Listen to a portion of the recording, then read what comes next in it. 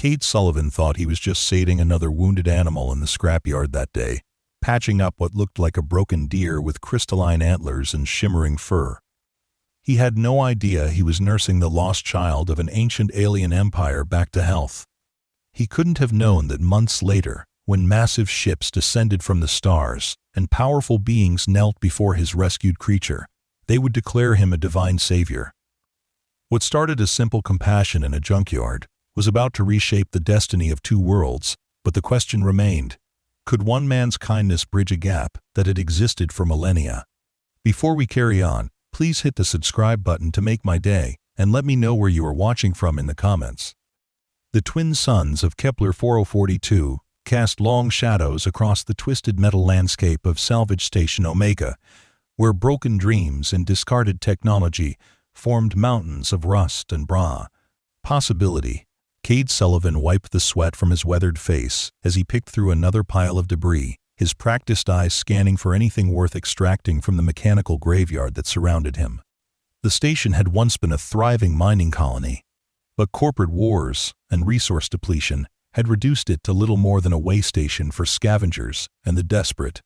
At 34, Kade had spent the better part of a decade working these ruins, surviving on salvage contracts, and the occasional rare component find that would keep him fed for another month. His calloused hands moved with efficiency through the wreckage, sorting valuable metals from worthless slag, his mind calculating weights and market prices with the precision of a man who had learned that survival depended on making every credit count. The isolation didn't bother him anymore. He had grown comfortable with the silence, broken only by the distant hum of processing machinery and the occasional rumble of cargo haulers departing for more civilized systems. The morning had been typical until he heard the sound, a soft whimpering that seemed out of place among the mechanical groans and settling metal. Kade paused, his head tilting as he tried to locate the source of the noise. It came again, weaker this time, from somewhere deep within a collapsed section of hull plating that had once belonged to a luxury liner. Following the sound through a maze of twisted corridors and shattered bulkheads, he found himself in what had once been an observation deck, its transparent aluminum windows long since shattered and scattered across the floor like frozen tears. There, huddled against a section of intact wall, was a creature unlike anything he had ever seen. At first glance, it resembled a deer from old Earth archives, but where natural bone and flesh should have been, this being seemed crafted from living light and crystalline structures. Its antlers were translucent spires that caught and refracted the sunlight into prismatic patterns that danced across the surrounding debris. The creature's fur shimmered with an opalescent quality that shifted between deep purples and brilliant golds depending on the angle of observation. What immediately drew Kade's attention, however, was the obvious injury. The creature's left rear leg was twisted at an unnatural angle, clearly broken, and dark fluid that might have been blood seeped from several wounds along its flank. Its large, luminous eyes fixed on him with an intelligence that seemed almost human, and he could see both pain and wariness in their depths.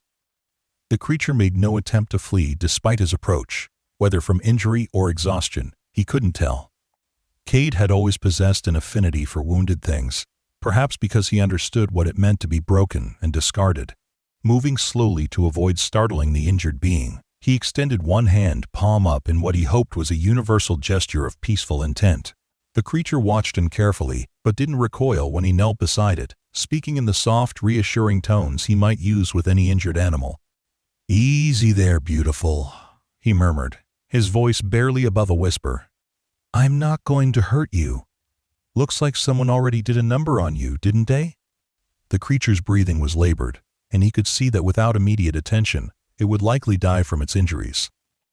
Something about its suffering touched him in a way he hadn't expected, perhaps because, in its pain, he recognized his own years of struggling to survive in an indifferent universe. Working carefully, Kade fashioned a makeshift stretcher from salvaged materials and managed to transport the creature back to his workshop without causing further injury. His quarters were Spartan but functional, carved out of a section of the station that still maintained life support and basic amenities. The creature seemed to understand that he was trying to help, offering no resistance as he examined its wounds more closely under proper lighting. The leg was definitely broken, but the break was clean and appeared recent. More concerning were the scoring marks along the creature's side, which looked suspiciously like weapons damage.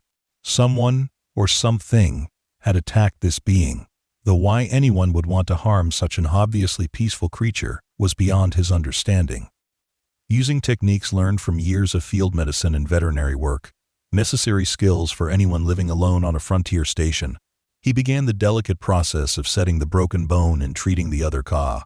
Injuries. The creature endured his ministrations with remarkable stoicism, occasionally making soft sounds that seemed more like communication attempts than expressions of pain. Its eyes followed his every movement with an alertness that suggested high intelligence, and more than once, Kade felt as though it was studying him as intently as he was examining it. There was something almost regal about its bearing, even injured and helpless as it was. Over the following weeks, Kade found himself devoting more and more time to caring for his unexpected patient.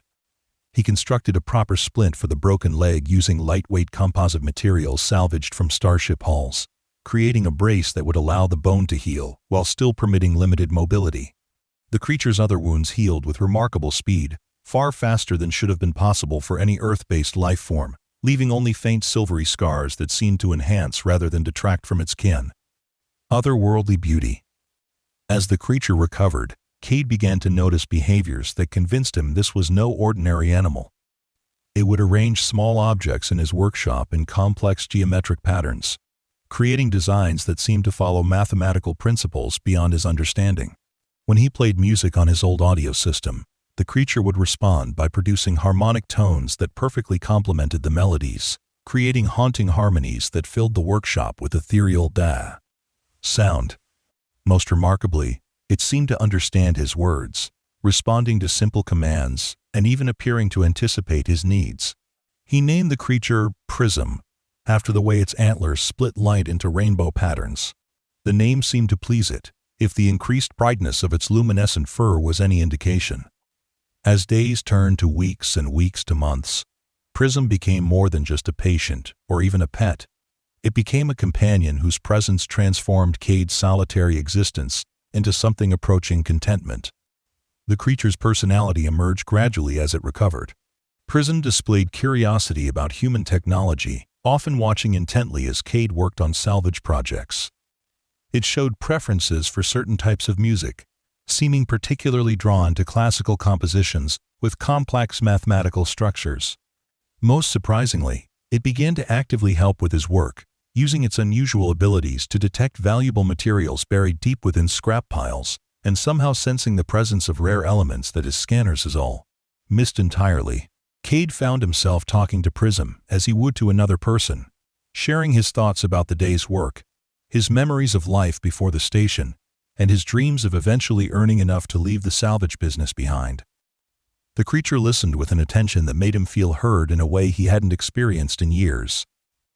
In the evenings, they would sit together on the observation deck Kade had cleared and repaired, watching the stars wheel overhead while Prism's antlers created light shows that rivaled any aurora. It was during one of these peaceful evenings, nearly 4 months after he had first found the injured creature, that their quiet existence was shattered by the arrival of visitors. Kade was awakening from a light doze when the workshop's proximity alarms began sounding, indicating the approach of multiple large vessels. Through the viewports, he could see lights descending from orbit, far too many and too coordinated to be ordinary traffic. Prism, who had been resting nearby, suddenly became agitated in a way Kade had never seen before.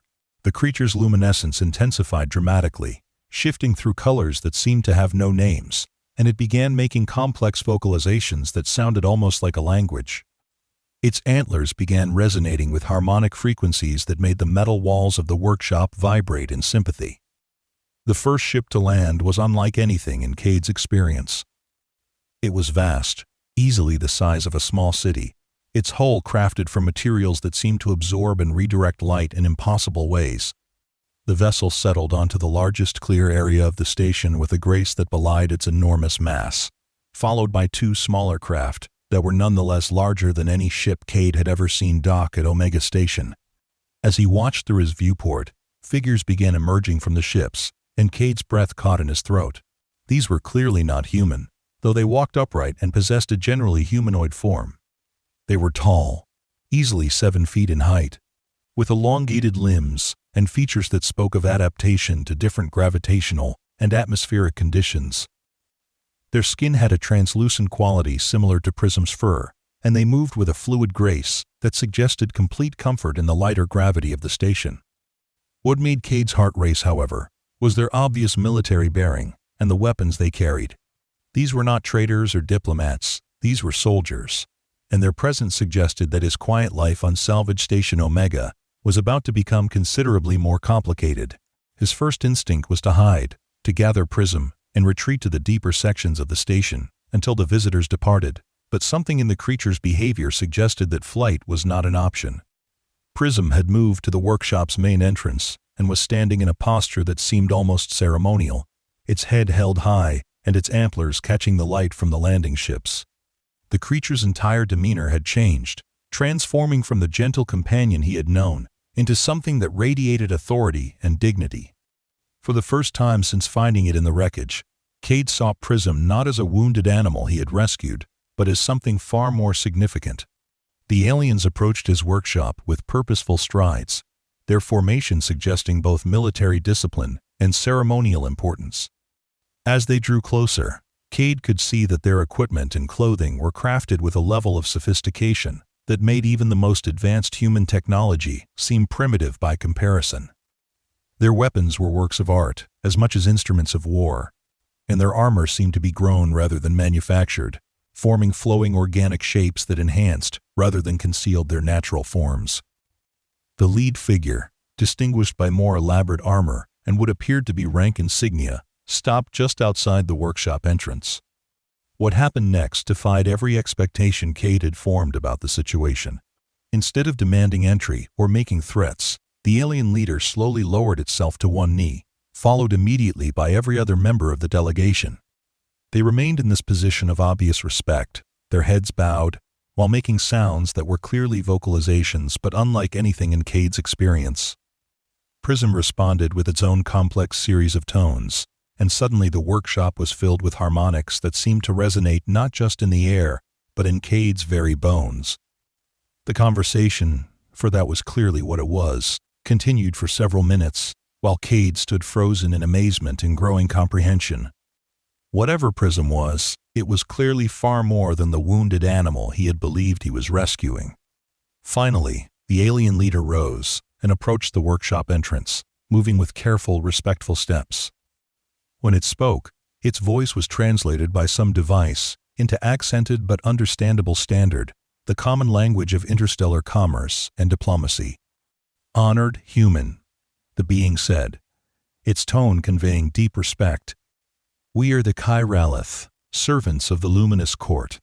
We have searched for cycles uncounted for the lost child of our sovereign, the Divine Heir, whose absence has brought shadow to our realm. You have done what we could not. You have preserved the life of the one we call Velter, the Lightbearer, Crown Prince of the Eternal Dominion." The words hit Kade like a physical blow. Crown Prince? Divine Heir? He looked at Prism, Veltor, with new understanding, seeing now why the creature had always seemed somehow noble despite its animal form. The being he had been caring for, sharing meals with, talking to about salvage prices and old movies, was royalty on a scale that spanned star systems. The Chiralith leader continued, "We are called the Necommander Zyxandra, first shield of the crown.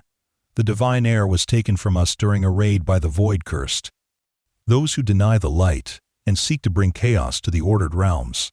We believed Velter to be lost, perhaps dead, and our people have mourned for the passing of seasons. That the heir lives and has been preserved by one such as yourself, is a miracle beyond our ability to fully comprehend." End quote. Kade found his voice, though it felt strange and small in the presence of such obvious power and authority. "I just found him injured in the wreckage." Anyone would have done the same thing. Even as he spoke the words, he knew they were true. How many scavengers would have taken the time to care for an unknown creature when every moment spent not salvaging was a moment closer to starvation? Zyxandra's head tilted in what might have been amusement or surprise. "You speak of the Divine Heir as him, though Veltor transcends such simple classifications. And you claim that any would have done as you have done. Yet we have searched 1,000 worlds, and found only those who would seek to exploit or harm the heir for their own purposes. You alone showed the compassion that the light recognizes and rewards. Engra. Quote. Veltor moved closer to Kade, nuzzling against his hand in the familiar gesture of affection he had come to know over their months together. The creature's touch carried new meaning now, knowing that this simple display of trust came from a being whose word could presumably command fleets and reshape worlds. The weight of what he had stumbled into began to settle on his shoulders like a physical burden. The luminous court has empowered us to offer you any reward within our ability to grant, Sixandra continued. Wealth beyond measure, lands of your own to rule, technologies that would make you the envy of your species, eternal life within our sacred gardens. All of these and more are yours to claim. You have but to name your desire, and if it lies within the power of the eternal dominion to grant, it shall be yours. The magnitude of what was being offered threatened to overwhelm Kade's ability to process it. Wealth beyond measure? Technologies beyond human understanding? The power to rule? Any of these things could transform not just his life, but the entire trajectory of human civilization. He could become the most powerful person in known space, could elevate humanity to heights they had never imagined, could ensure his own comfort and security for millennia to come. But as he looked at Veltor, still seeking affection and reassurance despite the profound change in circumstances, Kade found himself thinking not of what he could gain, but of what the galaxy seemed to lack. His years on Salvage Station Omega had given him a perspective on the universe that few possessed. He had seen the aftermath of corporate wars, had sorted through the debris of conflicts that had consumed entire systems, had witnessed firsthand the cost of the endless cycle of expansion, exploitation, and abandonment that characterized galactic civilization. Before I answer, he said slowly, I need to understand something. This raid where Veltor was taken, was it part of a larger conflict? Are your people at war? The question seemed to surprise Sixandra, who exchanged glances with the other Chiralith before responding. The Void Cursed have opposed the Luminous Court since the first stars sang of order and harmony. They believe that chaos and darkness should rule where we would bring light and structure. The conflict between our peoples has shaped the development of entire galactic arms, and many lesser species had been caught in the space between our opposing forces. Your own people, the humans, have felt the effects of this ancient war, though most do not understand the true forces that drive the conflicts they experience. The pieces began falling into place in Kade's mind. The corporate wars that had devastated his homeworld, the mysterious raids that had destroyed colonies on the rim, the seemingly random conflicts that prevented any lasting peace from taking hold in human space. All of it could be explained by being caught between two advanced civilizations, locked in an eternal struggle. How long has this war been going on? He asked, though he suspected he already knew the answer would be measured in geological time rather than human lifespans. Time moves differently for people such as ours, Sixandra replied carefully. What you would measure as millennia, we experience as seasons. The conflict began before your species achieved spaceflight, and has continued through the rise and fall of dozens of younger civilizations. It will likely continue long after the last star burns cold, unless something fundamental changes. Kade looked out at the vista of twisted metal and broken dreams that surrounded his workshop, then back at Veltor, whose innocent presence had somehow become the catalyst for a moment that could reshape everything. The creature's luminous eyes met his own, and he saw in them not the divine authority of an alien prince, but the same trust and affection that had developed between them over months of shared existence. I know what I want, he said finally, his voice gaining strength as the certainty of his decision settled into his bones. I don't want wealth or power or technology. I want something that seems impossible, but might be the only thing worth having.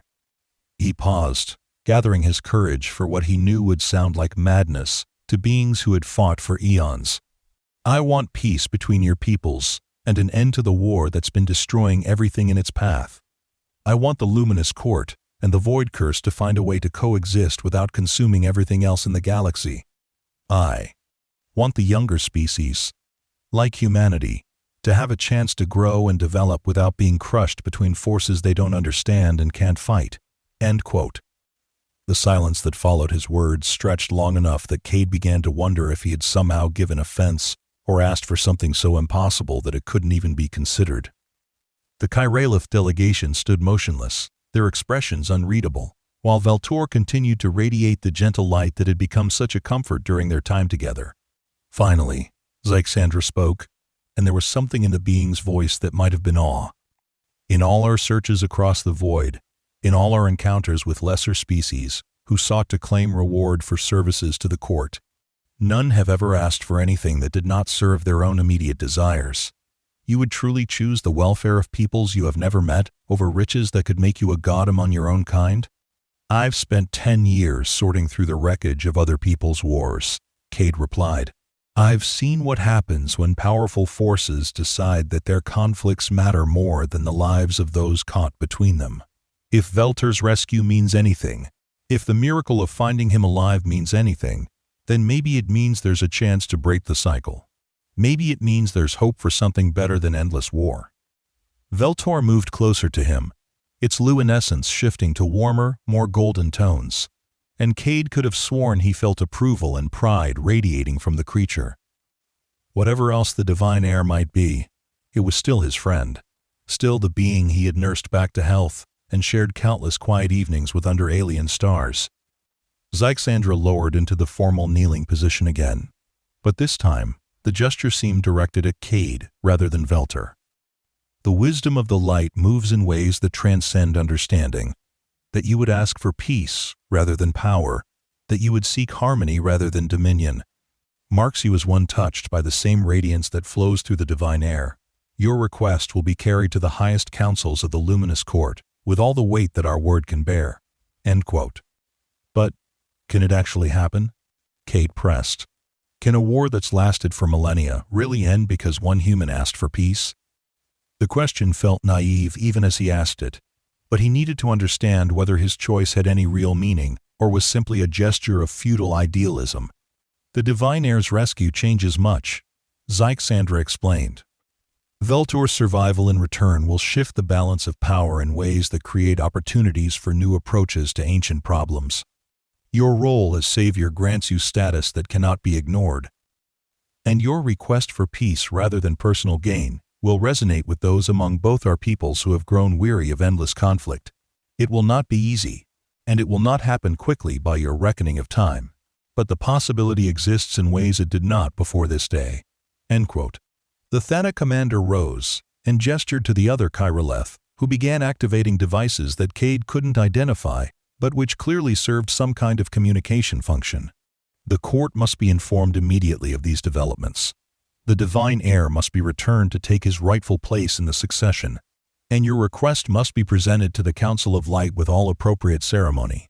Will you accompany us to witness the fulfillment of what you have set in motion? End quote. Kade looked around at the workshop that had been his home for years, at the piles of salvage that represented his life's work, at the small personal belongings that constituted everything he owned. None of it seemed important anymore in the face of what was happening, but leaving felt like stepping off the edge of the known universe into something vast and unknowable. Veltor solved his dilemma by moving to stand beside him, the creature's presence making it clear that whatever came next, they would face it together. The months of companionship had created bonds that transcended species and circumstance, and Kade realized that his real home was no longer a place, but a relationship that had somehow become the fulcrum on which Galactic history was turning. I'll come, he said simply, but I want to understand what I'm walking into. What happens when we reach your territories? What does it mean for Veltor to take his place in the succession? And what happens to me once this is all over? The questions felt practical and small compared to the cosmic forces at work, but they were his questions, and he needed answers. Zyxandra's expression shifted in what Kade was beginning to recognize as the Kyraleth equivalent of a smile. The Divine Heir will be welcomed with celebrations that will span star systems and illuminate the void itself. Veltor will assume responsibilities that have been held in trust during the time of searching, and the luminous court will be restored to its full power and glory. As for you, honored human, you will be granted a place at the right hand of divinity, with authority to speak for peace in all the councils of the court.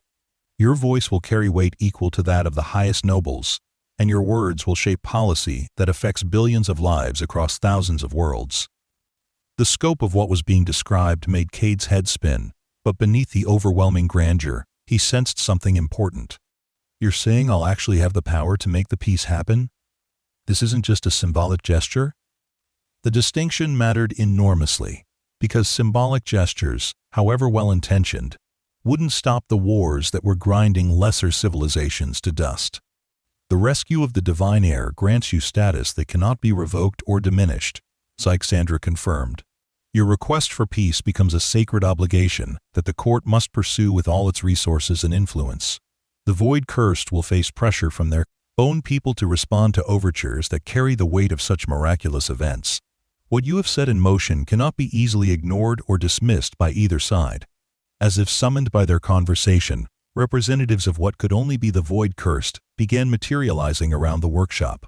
Unlike the Chiroleth with their flowing organic forms and luminous presence, these beings seemed crafted from shadow and sharp angles. Their armor was geometric and intimidating, their weapons clearly designed as much to inspire fear as to destroy enemies. They moved with predatory grace, and their arrival turned the area around Kade's workshop into a potential battleground. The tension was immediate and palpable. Both sides raised weapons, both sides assumed defensive positions, and both sides clearly prepared for the resumption of hostilities that had characterized their relationship for eons. Kade found himself standing between forces that could probably sterilize entire star systems, with only Velter's presence preventing the immediate outbreak of violence that would consume everything within light years. The leader of the Void Cursed. Contingent approached slowly, hands visible and empty, though Kade could see enough weaponry integrated into the being's armor to equip a small army. When it spoke, its voice carried the same translation technology, but with tones that suggested depths and darkness rather than the crystalline clarity of Chirolith communication. I am War Sovereign Nathkalith, Blade of the Eternal Dark. We come not to fight, but to witness the miracle that has been spoken of throughout the void, the lost heir of our ancient enemies' lives, preserved by one who knows nothing of our conflicts, yet has achieved what neither side could accomplish alone. End quote. The being's attention focused on Kade with an intensity that felt like being examined by a predator, deciding whether something was prey or threat. You interest us, human. In all our cycles of conflict with the Lightbound, we have never encountered one of the lesser species who would refuse reward for deeds that shift the balance of cosmic power.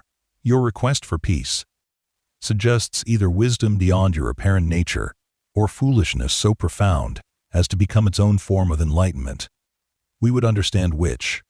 Kade realized that his simple desire for an end to senseless destruction had somehow placed him at the center of negotiations between forces that had shaped galactic civilization for millennia.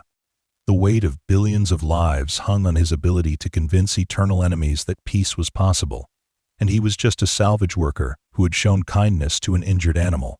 I'm not wise, he said honestly. I'm just tired of seeing the aftermath of wars that accomplish nothing but destruction.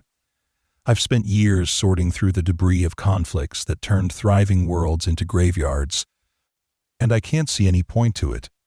If there's a chance to stop the cycle, even a small chance, then it's worth trying. The words felt inadequate to the moment, but they were true, and truth was all he had to offer. Nathkalith studied him for a long moment before responding. The void teaches that all order eventually crumbles into chaos, that all light fades into darkness, that all peace dissolves into conflict. Yet you would seek to impose permanence on forces that are inherently transient. This seems foolish, yet the preservation of the heir suggests that forces beyond our understanding may be at work. Veltor chose that moment to step forward, positioning itself between the two delegations in a gesture that clearly carried symbolic weight for both sides. The creature's luminescence shifted to encompass both the warm golds favored by the Chiroleth and deeper, more mysterious hues that seemed to resonate with the Void-Cursed representatives. For the first time since the confrontation began, Kade saw weapons being lowered and defensive postures relaxing slightly. The heir speaks without words, Sandra observed. The Lightbearer calls for unity between the divided aspects of creation, for harmony between order and chaos, structure and freedom, illumination, and mystery. Perhaps the time of ancient divisions draws B.S. to a close. Nathkalath nodded slowly. The dark acknowledges the wisdom of the heir's position. The endless war has achieved nothing but the weakening of both sides and the devastation of all who stand between us. If there is to be an end to hostilities, it must come from a source that neither side can claim as victory over the other. The war sovereign's attention returned to Kade. Your role as savior of the heir grants you authority that transcends the normal hierarchies of power. You speak for neither light nor dark, for the preservation of life itself. This makes you perhaps the only being in the galaxy who can broker a peace that both sides might accept. The being paused, and when it spoke again, there was something like respect in its voice. We would hear your terms for this peace you seek. Kade felt the absurdity of the situation wash over him. Here he was, a human who had never held political office, never commanded military forces, never even successfully managed a salvage crew, being asked to negotiate an end to a conflict that had shaped galactic grass. Civilization for millennia. The rational part of his mind insisted that he was completely unqualified for such a role, but the presence of Velter at his side reminded him that qualification was less important than the simple fact that someone needed to try. I don't have terms, he said finally. I'm not a negotiator or a diplomat, but I know what peace would look like, because I've seen what war costs. Peace would mean that when conflicts arise between your peoples, you find ways to resolve them that don't involve destroying everything else in the galaxy. It would mean that younger species get the chance to develop without being caught in the crossfire of your ancient grudges. It would mean that the resources you've been spending on weapons and warfare get redirected toward building something better than an endless cycle of destruction. He gestured toward the wreckage that surrounded them, the twisted remains of lives and dreams that had been consumed by forces beyond their control. This junkyard used to be a thriving colony. Hundreds of thousands of people lived here, built families here, had hopes and dreams here. Now, it's just scrap metal and fading memories because someone decided that their conflict was more important than all those lives. That's what I want to end. The casual destruction of everything that gets in the way of your war. Both delegations stood in silence, considering his words. Veltor moved closer to Kade, its presence offering comfort and support as he continued. I don't know how to write treaties or negotiate boundaries or establish diplomatic protocols, but I know that if you wanted to find a way to coexist, you could. The fact that you're both here, talking instead of fighting, proves that it's possible. The question is whether you want peace enough to make the compromises it will require. End quote. Zyxandra and Nathkalath exchanged looks that conveyed complex communications beyond Kade's ability to interpret. Finally, the Chiralith commander spoke. The human's words carry truth that resonates with the deepest harmonies of the light. The endless war has indeed cost more than it has gained, and the preservation of the Divine Heir offers an opportunity to break ancient patterns. The luminous court will consider belay terms for a lasting peace, provided that such terms serve the greater harmony, rather than merely postponing inevitable conflict. End quote. Nathkalath nodded agreement. The eternal dark acknowledges that chaos itself can become a form of stagnation when it follows predictable patterns. The ancient war has become its own form of order, limiting rather than liberating the forces it was meant to serve. If the heir's savior can propose a path that serves both order and chaos, structure and freedom, then the void cursed will consider abandoning hostilities in favor of more productive forms of opposition. End quote. Kade felt a surge of hope, tempered by the understanding that this was only the beginning of what would undoubtedly be a complex and difficult process. What happens next? He asked. How do we turn this conversation into something real and lasting? The question felt enormous, encompassing the transformation of galactic civilization and the redemption of countless lives lost to senseless conflict. The Divine Heir must be returned to the court to assume the responsibilities that have waited for so long, Zyxandra explained. You will accompany Velter as the honored savior, with all the status and authority that role entails.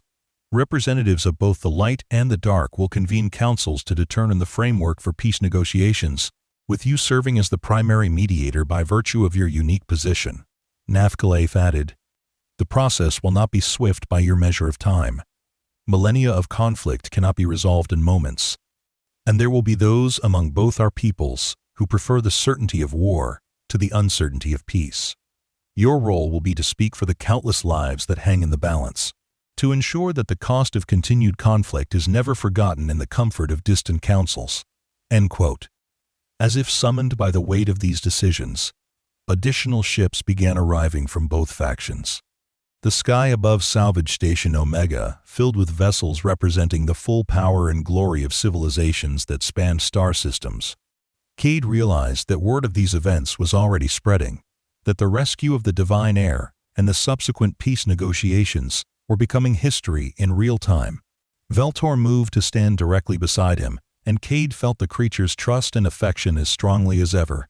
Despite everything that had changed, despite the revelation of royal identity and cosmic significance, the bond between them remained unchanged. Perhaps that was the real miracle. Not that he had saved an alien prince, but that kindness and compassion could transcend such vast differences in nature and circumstance.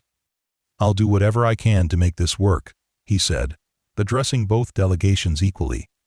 "I can't promise that I'll be good at it, and I can't promise that it will be easy. But I can promise that I'll never forget why we're doing this, that every decision will be made with the awareness that real lives hang in the balance." The ceremonies that followed were unlike anything in human experience. Representatives of both factions worked together to create a temporary neutral space where formal agreements could be signed and witnessed. The documents themselves were works of art, inscribed on materials that seemed to capture and hold light, while simultaneously radiating the deep mysteries of space itself. Kade found himself signing his name to treaties that would reshape galactic civilization, using titles that felt surreal, but were apparently now officially his. Savior of the Divine Heir, Speaker for Peace, Mediator. Between light and dark.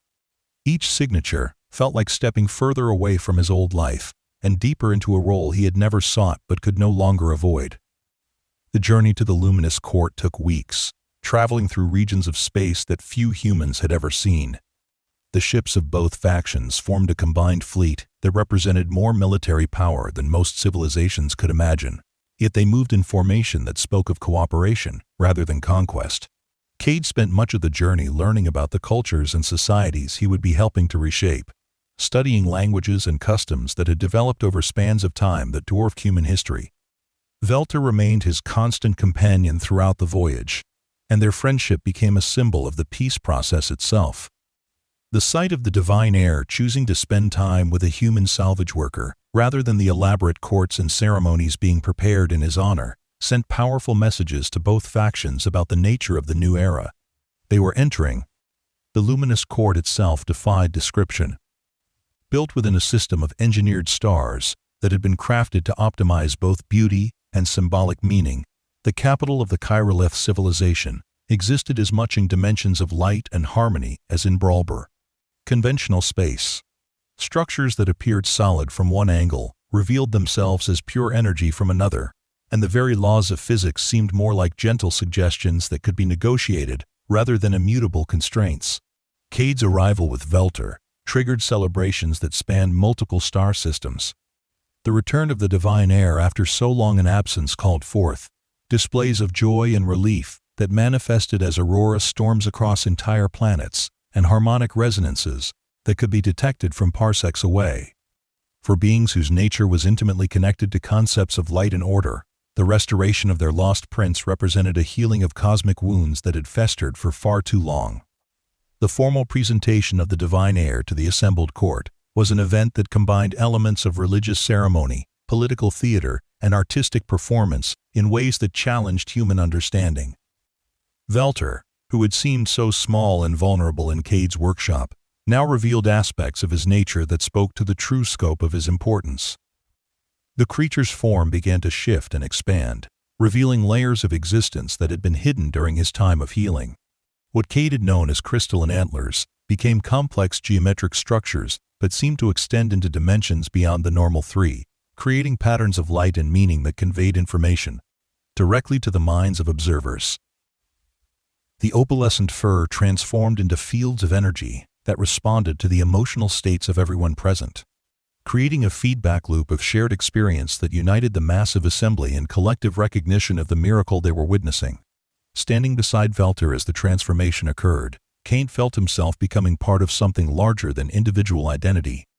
The creature's gratitude and affection, amplified by his true nature, created a resonance that touched every member of the court. Through that connection, they experienced not just the facts of the rescue, but the emotions behind it. The simple compassion that had motivated a human to care for an injured stranger without thought of reward or recognition. The Empress of Light, Veltor's mother and ruler of the luminous court, was a being whose presence seemed to bend space around her in acknowledgement of her significance. When she spoke, her words carried harmonics that made reality itself pay attention, and her gratitude toward Kade resonated through dimensions that human senses could barely perceive. "Kade Sullivan of Earth," she said, her voice creating visible patterns in the air around them. "You have returned to us that which we feared lost forever. The light of our air burns bright because of your compassion, and the harmony of our realm is restored through your sacrifice. The court acknowledges a debt that transcends the normal boundaries of obligation and reward." End quote. The formal ceremonies continued for days, with representatives from every corner of Kyrilleth's space coming to witness the return of their prince and to meet the human who had made it possible.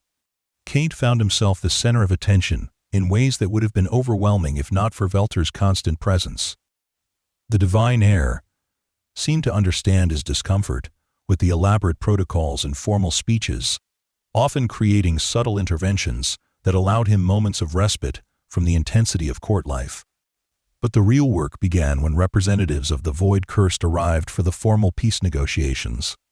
The contrast between the delegations was striking, with the Kyrilleth favoring flowing forms and radiant colors, while their ancient enemies presented themselves in geometric patterns and deep shadows that seemed to absorb light rather than reflect it.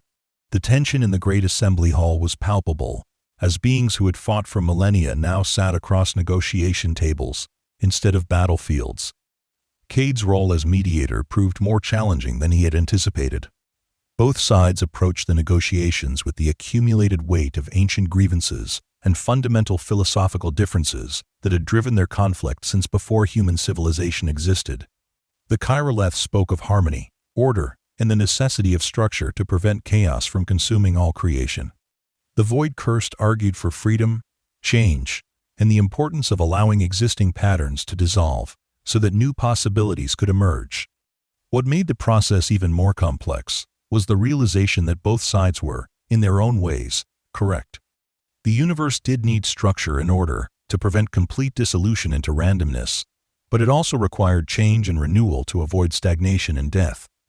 The challenge was finding a framework that honored both imperatives without forcing either side to abandon the core principles that defined their existence. The breakthrough came when Velter himself entered the negotiations, not as a passive symbol, but as an active participant whose unique nature allowed him to bridge the gap between opposing philosophies. The Divine Heir's consciousness existed simultaneously in realms of order and chaos, structure and freedom, providing a living example of how apparent opposites could coexist within a single being. Through Veltor's intervention, the negotiating parties began to understand that their conflict had become a form of stagnation, a predictable pattern that served neither true order nor genuine chaos. The endless war had created its own rigid structure that prevented both sides from evolving or exploring new possibilities. Peace would not mean the victory of one philosophy over another, but the liberation of both from the constraints of perpetual opposition. The terms that eventually emerged from months of negotiation were unlike anything in galactic history. Rather than traditional treaties that established boundaries and spheres of influence, the agreement created a new framework for cosmic civilization, based on dynamic balance rather than static division. Territories would shift according to negotiated cycles, allowing both order and chaos to express themselves without permanently dominating any region of space. Most importantly for Kade's original goals, the agreement established protections for younger civilizations, caught between the major powers. Humanity and dozens of other species would be granted neutral status, with both the Luminous Court and the Void Cursed pledging to assist their development, rather than exploit their conflicts. The resources that had been devoted to warfare would be redirected toward exploration, creation, and the nurturing of new forms of life and consciousness. The signing ceremony took place in a specially constructed neutral space that existed partially in normal reality and partially in the dimensional realms where both factions felt comfortable. Kade found himself wielding authority he had never sought, speaking words that would reshape the destiny of countless billions of sentient beings. The weight of responsibility was almost crushing, but Velter's presence at his side reminded him that he was not carrying this burden alone. "Today marks the end of the longest war in galactic history," he said, as representatives of both factions prepared to sign the historic documents. "But more than that, it marks the beginning of something new, a future where conflict serves growth rather than destruction, where differences become sources of strength rather than reasons for violence. We're not just ending a war, we're choosing to build something better." End quote. The actual moment of signing created resonances that rippled through hyperspace, carrying news of the peace to every corner of both civilizations simultaneously. On thousands of worlds, beings who had known nothing but conflict for their entire existence learned that their children might grow up in a universe where war was not the default state of existence. But perhaps the most meaningful moment came after all the ceremonies and celebrations, when Kade found himself alone with Veltor in a quiet garden within the luminous court. The Divine Heir had resumed the more familiar form that Kade remembered from their time together, though now he could perceive the deeper layers of existence that had always been present but hidden. "Do you regret it?" Kade asked, settling beside his friend as they watched alien constellations wheel overhead. "All the responsibility, all the ceremony, all the weight of being a symbol for peace between worlds. Do you ever wish I had just left you in that wreckage?" The question had been haunting him since the negotiations began, the fear that his simple act of compassion had trapped Veltor in a role he might not have chosen for himself. The Divine Heir's response came not in words, but in a flood of shared emotion and memory. Kade experienced the loneliness and pain of Veltor's captivity, the despair of injury and abandonment, and then the overwhelming relief and gratitude of rescue and care. But more than that, he felt the joy that had grown from their friendship, the delight in simple conversations and shared meals, the contentment of peaceful evenings under foreign stars.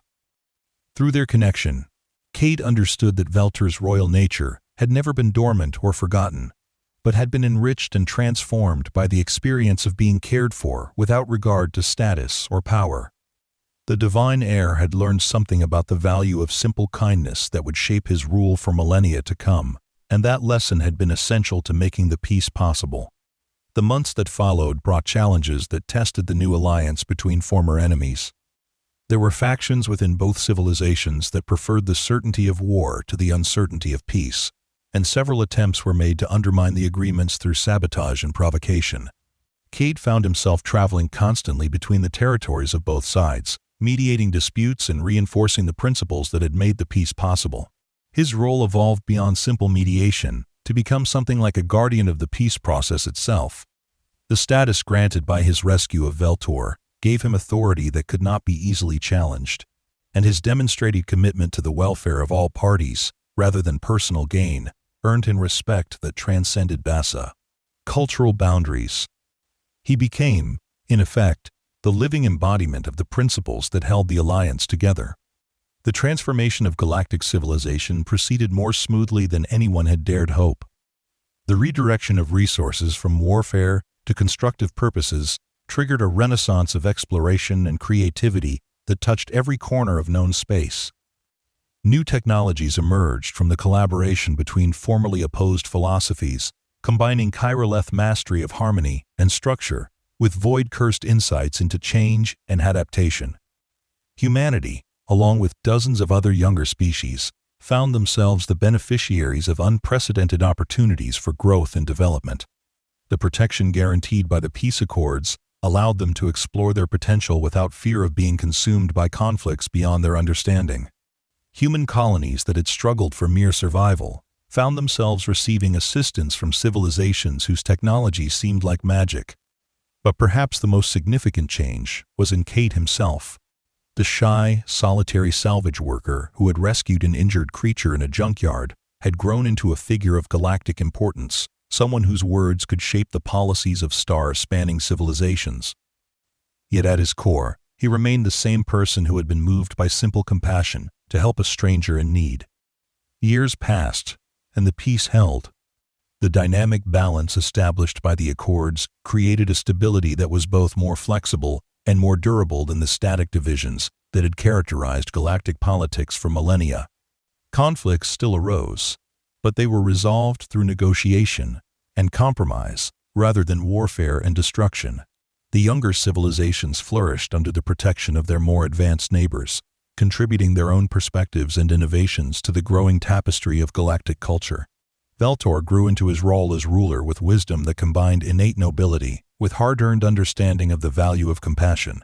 The experiences shared with Kade during his recovery had taught him lessons that no amount of formal education could have provided, and his reign became known for its emphasis on the welfare of all citizens rather than the glory of the ruling class. Kade established a permanent residence within the neutral zones that had been created to facilitate ongoing negotiations between the former enemies. His home became a place of pilgrimage for those seeking to understand how ancient conflicts could be resolved through mutual respect and shared commitment to something greater than individual interests. Visitors came from across the galaxy to learn from the human who had turned a simple act of kindness into the foundation for lasting peace. The Junkyard, where it all began, was transformed into a memorial and learning center, preserving the humble origins of one of history's most significant diplomatic achievements.